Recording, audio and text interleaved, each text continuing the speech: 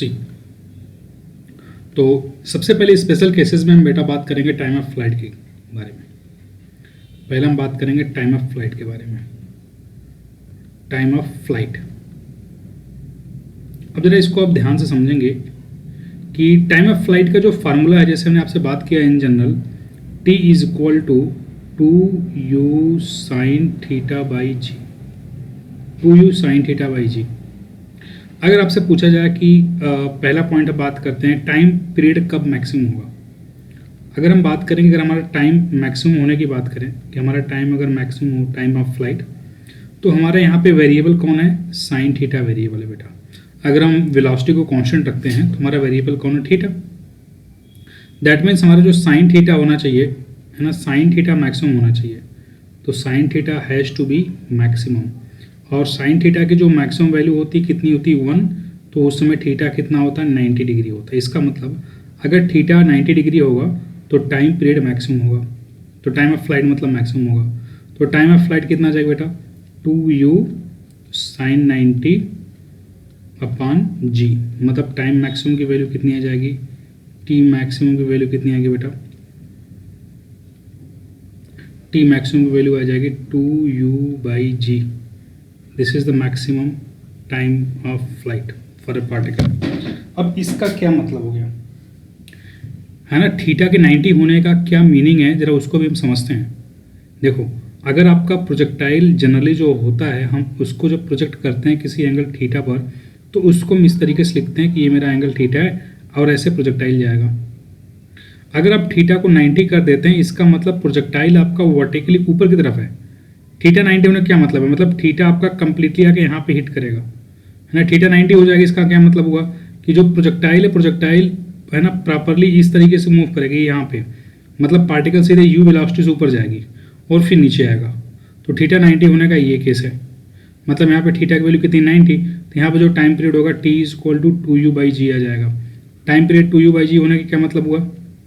Time period के 2u by जी होने का मतलब ये हो गया कि थीटा 90 डिग्री, पार्टिकल को सीधा वर्टिकली ऊपर की तरफ थ्रो करना पड़ेगा। तो पहली पॉइंट ये हो गई कि अगर आपको टाइम ऑफ फ्लाइट को मैक्सिमम बात करनी है तो आपको थीटा को 90 डिग्री रखना है, मतलब पार्टिकल को वर्टिकली ऊपर की तरफ फेंकना पड़ेगा।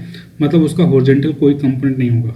मतलब for a time period time of flight to be maximum, है ना, particles should be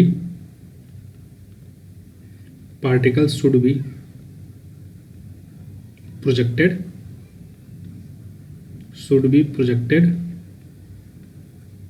vertically upward,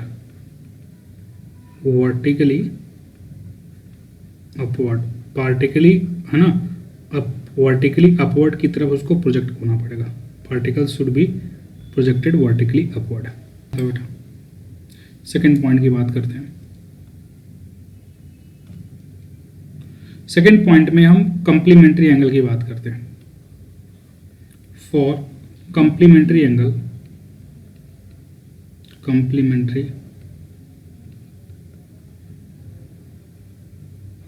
complementary angle of projection, जरा इसका देखते हैं। कंप्लीमेंट्री एंगल ऑफ प्रोजेक्शन का क्या मतलब बेटा कि अगर एक एंगल, अगर पहले केस में एंगल आपका थीटा हो गया तो दूसरे केस में थीटा कितना हो जाएगा? 90 माइनस थीटा, है ना। तो इसको बोलेंगे आप कंप्लीमेंट्री एंगल ऑफ प्रोजेक्शन। एक केस में थीटा, दूसरे केस में 90 माइनस थीटा। अगर इस तरीके से कंप्लीमेंट्री एंगल ऑफ प्रोजेक्शन हो रहा है पार्टिकल का, मतलब क्या हो रहा है, जैसे मान लेते हैं पार्टिकल को दो अलग अलग केसेस में प्रोजेक्टाइल कर रहे हो, है ना। तो यहाँ पे मान लेते हैं पार्टिकल को आपने कैसे थ्रो किया, यहाँ पे पार्टिकल को आपने इस तरीके से थ्रो किया, इस तरीके से, मतलब पार्टिकल यहाँ पे थीटा से यहाँ पे थ्रो किया गया, और यहाँ पे पार्टिकल सपोज आपने ऐसे थ्रो किया 90 माइनस थीटा से थ्रो किया। ये एंगल कितना हो गया? 90 माइनस थीटा से। दोनों केस में वेलोसिटी सेम है, बस आपका चेंज क्या है बेटा? चेंज है आपका एंगल। तो अगर यहाँ पे जरा टाइम पीरियड निकालो, मान लेते हैं इस केस में टाइम पीरियड t1 है, तो t1 की वैल्यू कितनी आ जाएगी? यहाँ हो जाएगा 2u साइन थीटा बाई जी, और t2 की वैल्यू कितनी हो जाएगी? t2 हो जाएगा 2u sine 90 minus theta by g. तो यहाँ पे एक ये आ जाएगा बेटा, ये आ जाएगा 2u cos theta by g, 2u cos theta by g. जरा रेशियो निकालो इनका। अगर हम बात करें T1 अपान T2 का, तो आपका sine theta upon cos theta आ जाएगा और सब तो कैंसिल हो जाएगा, सिर्फ sine theta upon cos theta बचेगा। ठीक है, क्योंकि यहाँ पे ध्यान से देखो, ये 2u बाई जी जितना यहाँ पे है उतना ही 2u बाई जी यहाँ पे भी है ना, तो आपका किसका किसका रेशियो आएगा, साइन थीटा अपन कॉस थीटा का रेशियो आएगा, कितना जाएगा वो, tan थीटा हो जाएगा, है ना, that will be tan theta. Implies जो आपका टाइम पीरियड का रेशियो है T1 बाई T2 का रेशियो है वो किसके बराबर आ जाएगा बेटा, that will equal to tan theta. Time period का रेशियो किसके बराबर आएगा, tan थीटा के बराबर आएगा। Got it. इसको इस तरीके से याद रखोगे कि किसी भी कंप्लीमेंट्री एंगल ऑफ प्रोजेक्शन की बात की जाए, जैसे मान लेते हैं कि आपसे बोला जाएगा एक थीटा आपका 30 डिग्री है तो दूसरा थीटा 60 डिग्री है। अगर थीटा आपकी 30 है, दूसरा कितना है 60 है, अगर इनसे अगर पूछा जाए कि इनके टाइम ऑफ फ्लाइट का कितना रेशियो आएगा, तो अगर मान लो यहाँ पे टाइम ऑफ फ्लाइट T1 यहाँ पे टाइम ऑफ फ्लाइट 2 है, तो सिंपली आप T1 by T2 equal to क्या लिखेंगे, tan 30 लिखेंगे। मतलब कितना रेशियो आएगा, 1/√3 आ जाएगा ना, कुछ इस तरीके से। बात समझ में आ गई आपको, क्लियर हुआ? यस। ठीक है, तो इस तरीके से आपको ध्यान में रखना है चीज़ों को। सेकंड पॉइंट की बात कर, थर्ड पॉइंट की आ जाओ, थर्ड पॉइंट की बात करते हैं, तीसरी पॉइंट की बात करते हैं बेटा। थर्ड पॉइंट, मान लेते हैं कि आपका जो प्रोजेक्टाइल है वो कुछ इस तरीके से y एक्सिस हो गया, x एक्सिस हो गया, आपका प्रोजेक्टाइल इस तरीके से थ्रो किया गया है। ठीक है, प्रोजेक्टाइल की इनिशियल वेलोसिटी u है, ये एंगल कितना है, थीटा है, और यहाँ पे एक पॉइंट है P, यहाँ पे एक पॉइंट कितना बेटा P, this is the point P। ठीक है, और पार्टिकल को O से P तक आने में जो टाइम लगा है ना, मान लेते ये ऐसा मान लेते ये पॉइंट A हो गया, ये पॉइंट आपका B हो गया, ऐसे मान लो। तो A से P तक आने में जो टाइम लगा वो कितना है, T1 है, और P से B तक जाने में जो टाइम लगा है मान लेते हैं T2 है। अगर आपको A से P तक का टाइम दिया हुआ T1 और P से B तक का टाइम दिया हुआ T2, और आपसे पूछा जाए कि बताओ मुझे कि ये जो पार्टिकल P है ये कितने हाइट पर सिचुएटेड है, ग्राउंड से कितने हाइट पर, h हाइट पर है, तो h की वैल्यू कितनी होगी। ये ऐसे जनरली क्वेश्चन कभी आते हैं एग्जाम में। वैसे तो आप कर सकते हो इसको जनरल लैंग्वेज में भी, बट थोड़ा सा इसको देख लो। अगर आपसे ये हाइट पूछा जाए तो इसको कैसे निकालोगे, जरा समझते हैं बेटा। देख, यहाँ पे अगर हम टाइम ऑफ फ्लाइट की बात करें, यहाँ पे अगर हम टाइम ऑफ फ्लाइट की बात करें तो time of flight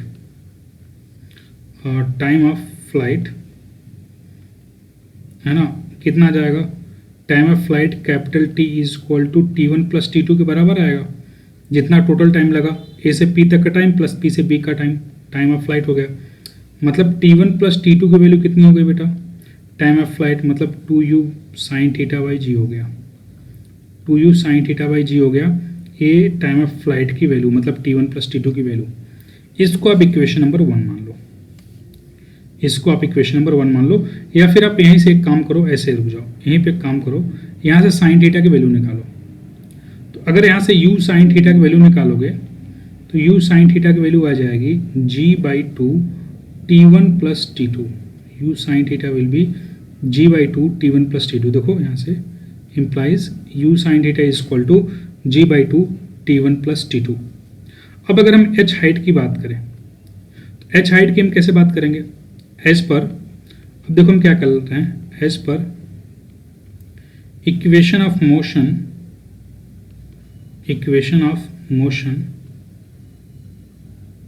along y axis for a to p, a से लेकर के p तक y एक्सिस के along equation of motion apply करें तो हम क्या लिखेंगे, s y is equal to u y into t plus half a y into t square.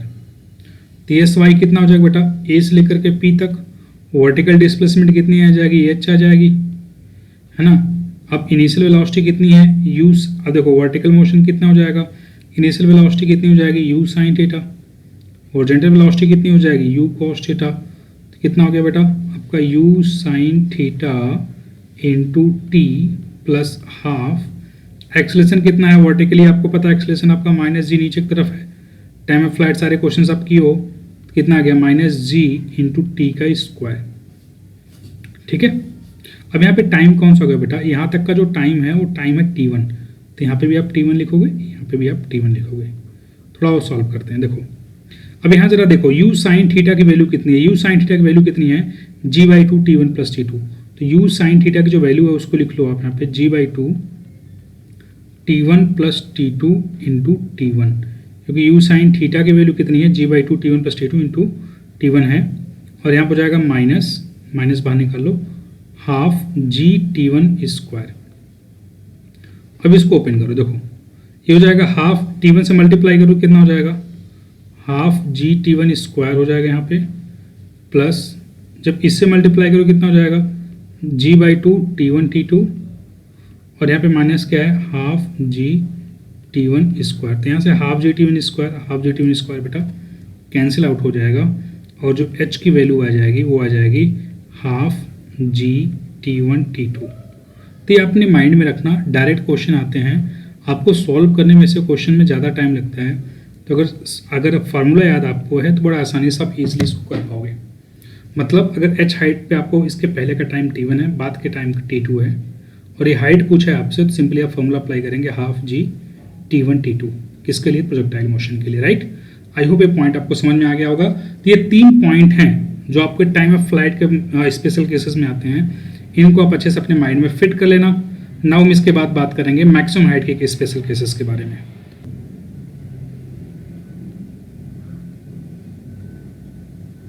Maximum height को हम लोग कैपिटल एच से रिप्रेजेंट करेंगे, और मैक्सिमम हाइट के स्पेशल केसेस की बात करते हैं। तो सबसे पहले बेसिक फार्मूला लिख लेते हैं मैक्सिमम हाइट का। आपको पता है h = u² sin² θ/, है ना, 2g है, u² sin² θ/2g। This is the formula for the maximum height. अब अगेन यहाँ पर भी अगर हम बात करते हैं कि अगर हम पहला केस बात करते हैं फॉर h मैक्सिमम, अगर h के हम मैक्सिमम की बात करें, इसका मतलब साइन थीटा यहाँ पे मैक्सिमम होना चाहिए, क्योंकि साइन थीटा के स्क्वायर है, तो साइन थीटा क्या होना चाहिए बेटा, मैक्सिमम होना चाहिए। और साइन थीटा के मैक्सिमम होने का मतलब थीटा कितना होना चाहिए, थीटा आपका 90 डिग्री होना चाहिए, राइट। और अगर थीटा 90 हो गया तो आपका h मैक्स कितना आ जाएगा, u²/2g, क्योंकि साइन थीटा की वैल्यू 1 हो जाएगी, साइन 90 की वैल्यू 1, h की मैक्सिमम वैल्यू कितनी आ जाएगी, u²/2g। इस केस में भी साइन 90 हो गया, इसका मतलब पार्टिकल को आपको वर्टिकली प्रोजेक्ट करना होगा। अगर पार्टिकल को आप वर्टिकली प्रोजेक्ट करते हो तो उस केस में हाइट मैक्सिमम आती है, और आपको पता है उस केस में हाइट जो होती है h की मैक्सिमम वैल्यू आपको पता है u से फेंका जाता है तो u²/2g होता है। आप लोगों ने इसको पढ़ा है simple plan motion day gravity में भी पढ़ा है।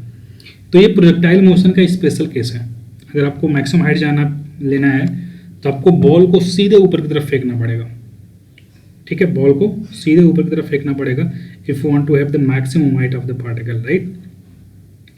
क्लियर हो गया बेटा सबको, बात समझ में आ गई, इसमें कोई डाउट नहीं होनी चाहिए। आई थिंक सबको पॉइंट सारे क्लियर होंगे।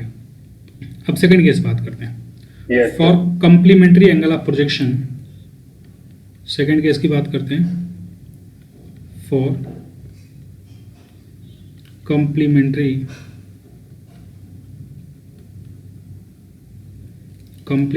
एंगल्स स्लाइड ऊपर करिए तो of नोट projection. करना था। Angles of projection. सर हम दो केस की बात करेंगे। केस ए में हम एंगल थीटा ले लेते हैं, और केस बी में हम एंगल 90 - थीटा ले लेते हैं, ठीक है। तो अगर थीटा की बात करते हैं तो मान लिया हाइट आपके h1 है, तो h1 = u² sin² θ/2g आ जाएगा। अगर यहाँ पे h2 निकालते हैं तो h2 =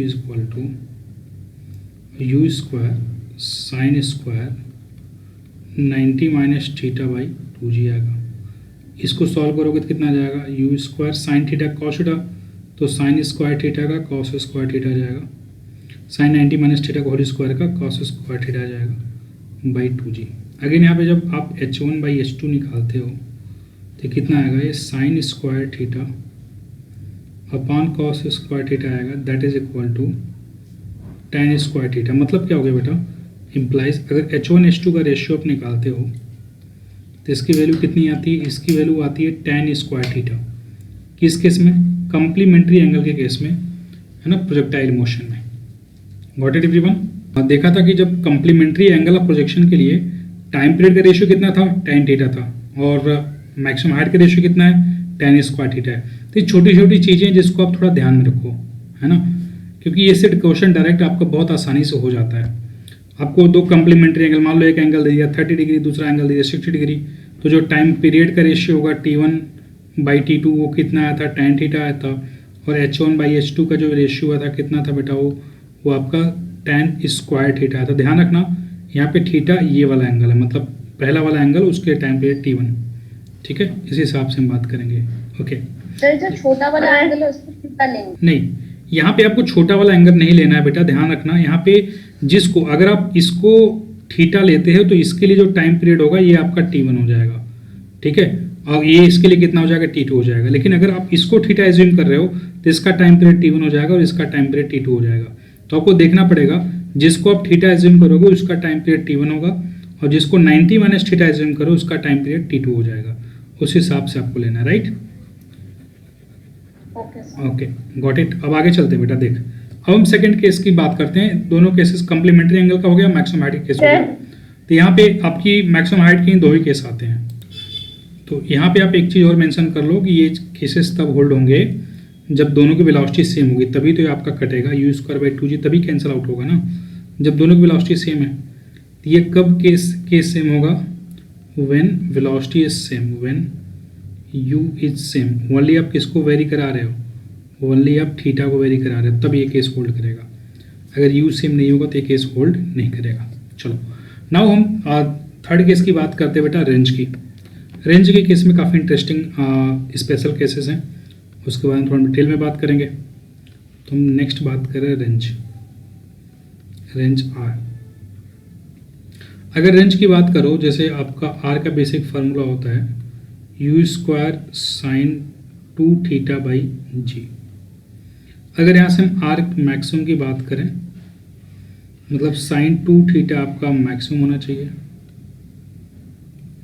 अब sin 2θ के मैक्सिमम की बात अगर हम कर रहे हैं, sin 2θ के मैक्सिमम की बात कर रहे हैं, इसका मतलब जो 2θ की वैल्यू होनी चाहिए 90 डिग्री होनी चाहिए, मतलब थीटा की वैल्यू कितनी होनी चाहिए, 45 डिग्री होनी चाहिए। मतलब अगर थीटा की वैल्यू 45 डिग्री है उस केस में रेंज आपका मैक्सिमम होगा, है ना। मतलब अगर थीटा को आपको मैक्सिमम रेंज लाना है तो थीटा को 45 डिग्री पे फेंकना पड़ेगा। आपने देखा होगा, अगर आप ओलंपिक में थोड़ा सा भी इंटरेस्ट रखते होंगे तो एक एथलीट होता है जिसमें लोग भाला फेंकते हैं, आप लोग देखे हो, है ना, नीरज चोपड़ा करके इंडिया का सबसे बेस्ट है ना। तो एक भाला फेंकने वाला हो गया, या फिर आप देखते हैं कि जो थ्रो फेंकते हैं, बॉल थ्रो फेंकते हैं, है ना, जो मनप्रीत कौर थी, गुरमीत कौर थी जो बाहर हो गई इंडिया की, जो रिप्रेजेंटेटिव थी ओलंपिक, टोक्यो ओलंपिक 2021 में, इस बार में। तो देखेंगे तो जो भाला फेंकते हैं या फिर उनको मैक्सिमम डिस्टेंस कवर करना होता है, तो उसमें जो टेक्निक होती है कि आपको उसको 45 डिग्री पे फेंकना है।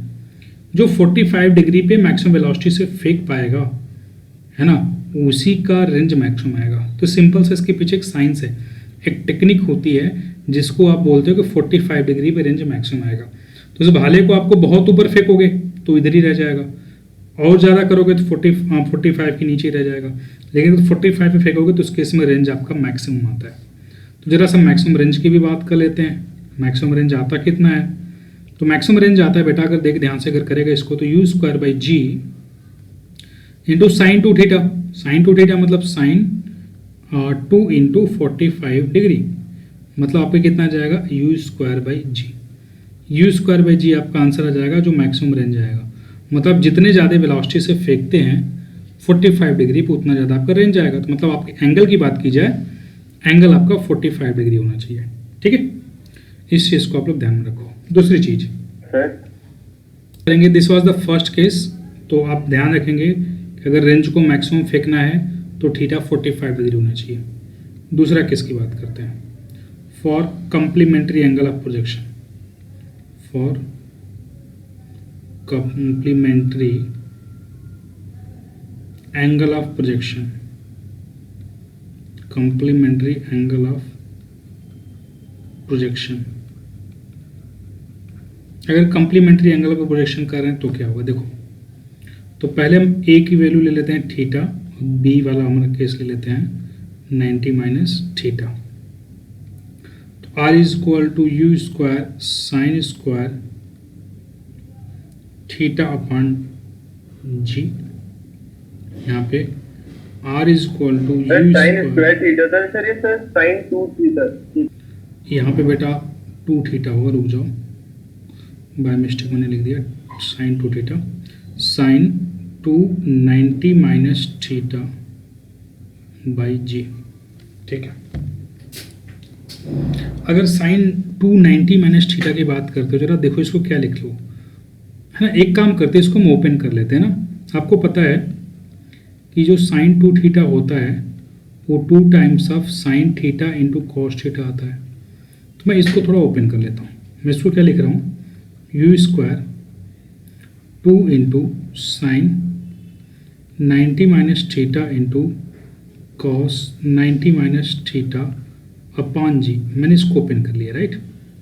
जैसे यहाँ पे 2 थीटा को आपने साइन थीटा कॉस थीटा कर लिया, यहाँ पे साइन 2 90 माइनस थीटा को मैंने sign theta into cos theta कर लिया। ठीक है, मतलब तो एक ही। अब देखो, अब इसको सॉल्व करते हैं। U square into 2 sine 90 minus theta क्या हो जाएगा, कॉस थीटा आ जाएगा। कॉस 90 माइनस थीटा क्या हो जाएगा, साइन थीटा होगा अपॉन जी। आगे नहीं किया जाएगा, u square into 2 sine theta into cos theta upon g. मतलब आगे नहीं किया गया बेटा, u square sine 2 theta by g आ गया आपका रेंज। तो देखो आपका कंप्लीमेंट्री एंगल के लिए भी वही रेंज आ रहा है जो आपका इनिशियल थीटा एंगल के लिए रेंज आ रहा है। मतलब दोनों कंप्लीमेंट्री एंगल के लिए रेंज क्या होता है, सेम होता है ना। तो इसको आप यहाँ पे लिख लोगे अच्छे से, for a fix velocity, for the fixed velocity range will be same, range will be same for the complementary angle, for the complementary angle, है ना। रेंज जो होगा कंप्लीमेंट्री एंगल के लिए क्या होगा बेटा, सेम होगा। अगर कब, अगर आपकी वेलोसिटी आपकी फिक्स है तब, है ना। वेलोसिटी अगर आप फिक्स करते हो तो कंप्लीमेंट्री एंगल के लिए जो आपका रेंज की वैल्यू होती है वो आपकी सेम होती है। ठीक है, आई होप सारे पॉइंट्स आपको इसमें क्लियर होंगे। तो आपको ध्यान रखना है बेटा कि जब अगर कंप्लीमेंट्री एंगल है तो आपका रेंज क्या आता है, सेम आता है। इसको थोड़ा सा हम डायग्राम में आपको बना के दिखाता हूँ। डायग्राम में इसको हम कैसे बनाएंगे, जरा समझेंगे बेटा। देखो, अगर डायग्राम में इसको हम रिप्रेजेंट करने की कोशिश करें तो आप इसको सिंपली ऐसे लिख सकते हो कि मान लो इधर एक्स एक्सिस हो गया, इधर वाई एक्सिस हो गया। अगर आप प्रोजेक्टाइल को, जैसे मान लो पहला एंगल हो गया आपका, आप थीटा से इसको प्रोजेक्ट करते हो, थीटा से, और दूसरे को 90 माइनस थीटा से प्रोजेक्ट करते हो। एंगल हो गया थीटा से आपने प्रोजेक्ट किया, तो प्रोजेक्टाइल आपका यू वेलोसिटी से प्रोजेक्ट किया, यू वेलोसिटी से थीटा से प्रोजेक्ट किया तो यहाँ पर जाके गिरा। और दूसरा है जिसको आप 90 माइनस थीटा से कर रहे हो, है ना। मान लो यहाँ पे आपने 90 माइनस थीटा से प्रोजेक्ट किया तो वो भी आके यहीं पे गिरेगा। ये इसकी भी वेलोसिटी कितनी है, इसकी भी वेलोसिटी आपने यू ही रखी है, बट यहाँ पे जो एंगल है, this angle is 90 minus theta. तो थीटा से प्रोजेक्ट करोगे तो भी रेंज वहीं आएगा जो 90 माइनस थीटा से आएगा। मतलब रेंज दोनों केसेस में क्या आएगा, रेंज की वैल्यू जो होगी सेम होगी। किसके लिए, मतलब आर ऐसे लिखो, R theta is equal to R 90 minus theta. कब, अगर आपका यू कांस्टेंट है तब जो रेंज थीटा के लिए आएगा वही रेंज 90 माइनस थीटा के लिए भी आता है। ओके, यहाँ पे अगर इसका एग्जांपल के तौर पे बात करें तो थीटा मान लेते हैं, अगर 30 डिग्री लोगे तो 90 माइनस थीटा कितना जाएगा, 60 डिग्री आ जाएगा। तो अगर दो एंगल का प्रोजेक्शन मतलब 30 डिग्री और 60 डिग्री के लिए सेम आएगा, सबके लिए सेम नहीं आएगा। बात समझ में आ रही कि नहीं आ रही है। तो यहाँ पे जो एनिमेशन में मैं आपको शो करने की कोशिश कर रहा हूँ वो कंसेप्ट ये है कि 3-4 पार्टिकल्स हैं, उनको एक फिक्स वेलोसिटी से फेंका जा रहा है। सबका इनिशियल स्पीड सेम है, आपको यहाँ पे दिख रहा होगा सेम इनिशियल स्पीड पे मैंने टिक किया है। सबका जो इनिशियल स्पीड है सेम है। अब ये पार्टिकल्स को सेम इनिशियल स्पीड पे डिफरेंट एंगल पे फेंका जा रहा है, डिफरेंट एंगल पे फेंका जा रहा है। हम देखना चाहते हैं कि इनका रेंज कितना कितना होगा। अगर एंगल को हम डिफरेंट करते हैं इनका रेंज कितना कितना होगा। So let's fire this particles. मैं पार्टिकल को फायर करता हूँ, ठीक है। अब देखो, अब पार्टिकल यहाँ से प्रोजेक्टेड होंगे, 3-4 पार्टिकल्स होंगे। देखो आपके एक कौन कौन कलर है, ग्रीन है, ब्लू है, रेड है और आपका ऑरेंज है। ये सारे पार्टिकल्स हैं, जरा इनको आप ध्यान से देखेंगे इनका मोशन कैसे कैसा होता है, ठीक है। देखो तो सब रेड वाले का एंगल सबसे कम है, ब्लू वाले का एंगल उससे ज़्यादा है, ग्रीन वाले का एंगल और ज़्यादा है, वायलेट वाले का एंगल और ज़्यादा है। इनके जो एंगल ऑफ प्रोजेक्शंस हैं इनके इस हिसाब से वेरी कर रहे हैं, ठीक है। पहले प्रोजेक्शन देखो, उसके बाद हम और बातें आपसे करते हैं। अभी देखो कैसे उसका प्रोजेक्शन हो रहा है, सेम वेलोसिटी है। तो रेड वाला पहले ग्राउंड पे आ गया, मतलब हॉरिजॉन्टल लेवल पे सबसे पहले रेड वाला आ गया, उसके बाद ब्लू वाला आ गया, है ना। ब्लू वाला 30 डिग्री पे है ना। एक ब्लू वाला 30 डिग्री प्रोजेक्ट किया गया है, रेड वाला 20 डिग्री प्रोजेक्ट किया है। उसके बाद 45 डिग्री वाला आता है, 45 डिग्री जो ग्रीन वाला 45 डिग्री प्रोजेक्ट किया गया है, ठीक है। बस देखते रहो। अभी 45 डिग्री पे कौन प्रोजेक्ट किया गया है, ग्रीन वाला। तो ग्रीन वाले का देखो रेंज सबसे मैक्सिमम आया, क्योंकि 45 डिग्री पे रेंज सबसे मैक्सिमम आएगा। सबकी इनिशियल वेलोसिटी सेम है, बस मैंने एंगल को वेरी कराया, तो 45 डिग्री की रेंज सबसे मैक्सिमम आएगा। अब देखो 30 डिग्री 60 डिग्री दोनों का रेंज एक ही आएगा, क्योंकि दोनों कंप्लीमेंट्री एंगल है। दिख रहा है 80 मीटर आ रहा है दोनों का। 30 डिग्री 60 डिग्री दोनों का रेंज एक ही आ गया, क्योंकि क्या है, कंप्लीमेंट्री एंगल है। आपको बात समझ में आ गई? देखो ध्यान से। जो आपका रेड वाला था, रेड वाले की एंगल 20 डिग्री कम था, मैंने एंगल बढ़ाया तो रेंज बढ़ा, 30 डिग्री पर आगे आ गया, 45 का रेंज और ज़्यादा आ गया, 60 का फिर रेंज घटना शुरू हो गया, क्योंकि 45 पे रेंज मैक्सिमम होता है, 90 to 90 समथिंग है रेंज। अब अगर देखेंगे ध्यान से तो हमें एक पॉइंट यहाँ पे समझ में आ गया कि 45 डिग्री पे रेंज सबसे ज़्यादा आता है। दूसरी चीज़, अगर हम है ना सेम रेंज की बात करें तो दो पार्टिकल जिनका एंगल 30 डिग्री और 60 डिग्री है, जो एक दूसरे के कंप्लीमेंट्री एंगल है, इन दोनों के रेंज क्या आ रहे हैं, सेम आ रहे हैं, मतलब सेम वेलोसिटी पे सेम रेंज आ रहे हैं सेम पार्टिकल्स के, राइट। दूसरी चीज़ समझो, देखो अगर हम यहाँ पे थोड़े से नंबर्स की बात करते हैं, यहाँ पे मैं आपको कुछ चीज़ें दिखा रहा हूँ, आपको यहाँ पे नंबर्स दिख रहे होंगे, कलर वाइज आपके वैल्यूज दिख रही हैं। तो यहाँ पे आप फोकस करो, ये चीज़ आपको क्लियर हो गई। पहला क्लियर हो गया कि 45 पे मैक्सिमम रेंज आएगा, दूसरा क्लियर हो गया कि जो कंप्लीमेंट्री एंगल उनके रेंज सेम होंगे। अब तीसरी बात जरा समझो, अब जरा सा वर्टिकल कंपोनेंट की बात करते हैं या फिर मैक्सिमम एंगल की बात करते हैं। तो आपको पता है कि थीटा जितना ज़्यादा होगा, वर्टिकल कंपोनेंट उतना ज़्यादा होगा, तो मैक्सिमम हाइट उतनी ज़्यादा जाएगी। देखो थीटा सबसे ज़्यादा किसके लिए, वायलेट कलर के लिए, तो वायलेट कलर सबसे ज़्यादा मैक्सिमम हाइट कवर कर रहा है। थीटा ज़्यादा होने से इसका वर्टिकल कंपोनेंट देखो सबसे ज़्यादा है, 25 वर्टिकल कंपोनेंट है ना। वायलेट कलर का वर्टिकल कंपोनेंट 25 है, इसलिए इसकी मैक्सिमम हाइट भी सबसे ज़्यादा है। तो जिसकी वर्टिकल वेलोसिटी सबसे ज़्यादा होगी उसकी मैक्सिमम हाइट भी सबसे ज़्यादा होगा। इसका मतलब क्या हुआ बेटा, जिसका थीटा ज़्यादा होगा उसका वर्टिकल कंपोनेंट आपका ज़्यादा होगा, जिसका थीटा कम होगा, जैसे रेड कलर का थीटा कितना है 20 डिग्री, इसकी वर्टिकल हाइट सबसे कम है ना। अब जरा हम थोड़ा सा और चीज़ों को समझते हैं। अगर हम सेम हाइट की बात करें तो सेम मैक्सिमम हाइट की बात करते हैं तो क्या चीज़ें होती हैं, जरा let's see for the same height, let's see for the same height. अगर हम है ना सेम हाइट की बात करते हैं तो क्या चीज़ें होती हैं। Now we going to talk about the same maximum height. I am going to fire this one for the same maximum height, just hold on a minute.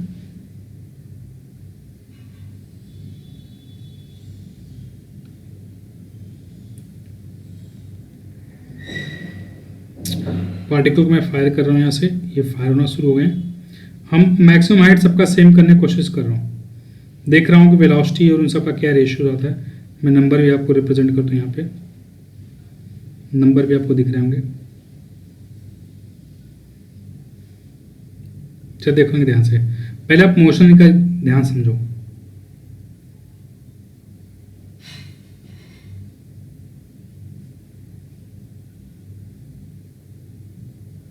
Visualise करो, मोशन को विजुअलाइज करो। मोशन कैसे हो रहा है उसको थोड़ा ध्यान से अपने हिसाब से देखो, जैसे आप समझ सकते हो समझने की कोशिश करो। पार्टिकल को थ्रो करो तो क्या क्या चीज़ें होंगी। अब देखो यहाँ पे कुछ चीज़ें जो हमें नोटिस करनी है, वो हमें कुछ चीज़ें नोटिस करनी है। पहली चीज़ क्या नोटिस करनी है, अगर हम सेम मैक्सिमम हाइट की बात कर रहे हैं तो अगर डिफरेंट है ना, वेलोसिटी अलग अलग है, सबकी वेलोसिटी यहाँ पे वेलोसिटी सबकी अलग अलग है, सबकी वेलोसिटी सेम नहीं है, सबकी वेलोसिटी अलग अलग है। पहली चीज़ ध्यान रखो, लेकिन डिफरेंट डिफरेंट एंगल पे फेंके गए हैं। तो अगर 60 डिग्री पे फेंका गया है तो देखो उसकी वेलोसिटी देखो क्या हुआ, 60 डिग्री फेंका गया है, एक 45 डिग्री फेंका गया है, एक 30 डिग्री फेंका गया है, एक 20 डिग्री फेंका गया। अब यहाँ पे एक चीज़ समझो, अगर हम सेम हाइट की बात करते हैं, इसका मतलब मेरी वर्टिकल वेलोसिटी सबकी सेम होनी चाहिए। दिख रहा है आपको? अगर u sin थीटा सबका सेम होगा, हमारी वर्टिकल वेलोसिटी सेम होती है, क्योंकि वर्टिकल मोशन ही आपकी मैक्सिमम हाइट पे डिपेंड करती है। और मैक्सिमम हाइट किस बात पे डिपेंड करेगी कि वर्टिकल वेलोसिटी कितनी है। और वर्टिकल वेलोसिटी पे एक चीज़ और डिपेंड करती है, टाइम ऑफ फ्लाइट डिपेंड करती है। तो अगर पार्टिकल्स की वर्टिकल वेलोसिटी सेम है, इसका मतलब क्या हो गया, उसका मैक्सिमम हाइट भी सेम होगा और दूसरा उसका टाइम ऑफ फ्लाइट भी सेम होगा। तो वो चीज़ें यहाँ पे दिख रही हैं, जरा ध्यान से अगर समझोगे तो पार्टिकल का मैक्सिमम हाइट सबका सेम है और साथ में सारे पार्टिकल एक समय पे ग्राउंड को टच किए हैं। अगर आप इसको ध्यान से देखेंगे ना तो सारे पार्टिकल्स एक सेम टाइम पे ग्राउंड को टच किए हैं। देखो थोड़ा थोड़ा सब आगे हैं, सब पार्टिकल एग्जैक्टली सेम टाइम पे ग्राउंड को टच किए हैं। सो आई होप ये पॉइंट्स एनिमेशन आपको समझ में आ गया होगा बेटा। सो वापस चलते हैं अपने पेज पे एक बार फिर से, लेट्स सी। देखो तो हमने यहाँ पे बात की क्या क्या बेटा, कि जो आपके पार्टिकल्स हैं, यहाँ पे हमने डिफरेंट केसेस की बात की। कौन कौन केसेस थे? हमने प्रोजेक्टाइल मोशन में टाइम ऑफ फ्लाइट के केसेस की बात की। टाइम ऑफ फ्लाइट एक बार देख लेते हैं फटाक से। हमने देखा था कि जो टाइम ऑफ फ्लाइट होता है मैक्सिमम कब होता है, जब थीटा आपका 90 डिग्री होता है, तब आप टाइम ऑफ फ्लाइट मैक्सिमम होता है। कितना आता है? उसकी वैल्यू 2u/g आती है, टाइम ऑफ फ्लाइट की मैक्सिमम वैल्यू। उसके बाद हमने इसमें कुछ केसेस और देखे हैं कंप्लीमेंट्री केसेस में, जिनका रेशियो tan थीटा आया था टाइम पीरियड का। तीसरा देखा, अगर p तक t1 है और p के बाद t2 टाइम लग रहा है, a से p t1, p से b t1, तो जो हाइट की h की वैल्यू आती है वो आती कितनी बेटा, हाफ g t1 t2 आती है। इसको जो फार्मूला याद रखना, आपका क्वेश्चन काफ़ी टफ क्वेश्चन आसान हो जाते हैं। मैक्सिमम हाइट की बात करें तो मैक्सिमम हाइट कब मैक्सिमम होती है, जब थीटा आपका 90 डिग्री होता है, जो आपका टाइम पीरियड का केस होता है, वही मैक्सिमम हाइट का भी केस होता है। यहाँ पे भी h मैक्सिमम की वैल्यू u²/2g आती है। अगर कंप्लीमेंट्री एंगल की बात करें तो हाइट का रेशियो tan² थीटा आता है, जो ऑलरेडी आप जान गए हो। उसके बाद फिर हमने रेंज की बात की। रेंज मैक्सिमम कब आता है, जब थीटा आपका 45 डिग्री होता है, तब रेंज मैक्सिमम आता है। और रेंज में कंप्लीमेंट्री एंगल ऑफ प्रोजेक्शन की बात करें तो दोनों रेंज सेम होते हैं। कंप्लीमेंट्री एंगल पे दोनों ही रेंज R1 R2 क्या होते हैं, सेम होते हैं। तो इसको आप ध्यान रखना। कंप्लीमेंट्री एंगल जैसे थीटा 30, दूसरा क्या होगा 60, तो r theta is equal to r 90 minus theta. अगर यहाँ पे वेलोसिटी सेम है तो, अगर वेलोसिटी वेरी करेगी तो चीज़ें होल्ड नहीं करेंगी। एक कब का कंडीशन है, if velocities are same, if velocities are same. So that's all for this lecture everyone. I hope सारे पॉइंट्स आपको समझ में आएंगे। Then see you next class.